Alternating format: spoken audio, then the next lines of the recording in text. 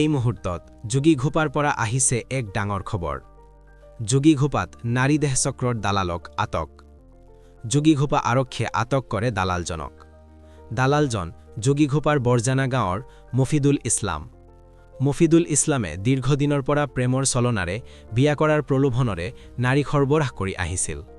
বহিৰাজ্যত নাৰী দেহৰ ঘাটিত বিক্ৰী কৰে একাংশ কিশোৰী যুৱতীক। ঘটনা সন্দৰ্ভত এগৰাকী ভুক্তভোগীয়ে যোগীঘোপা থানাত দাখিল কৰে এজাহাৰ। এজাহাৰৰ ভিত্তিত আৰক্ষীয়ে গুৱাহাটীৰ বৰ্ণিহাটৰ 14 মাইলৰ এটা উদ্যোগৰ পৰা উদ্ধাৰ কৰে এগৰাকী কিশোৰীক। যোগীঘোপা আৰক্ষী থানাৰ উপপৰিদৰ্শক ছফিকুল ইছলামৰ নেতৃত্বত যোৱা এটি আৰক্ষীৰ দলে উদ্ধাৰ কৰে কিশোৰীগৰাকীক। ঘটনা সন্দৰ্ভত যোগীঘোপা আৰক্ষীয়ে 135/25 নম্বৰৰ এটা গোচৰ পঞ্জীয়ন কৰি তদন্ত অব্যাহত ৰাখিছে।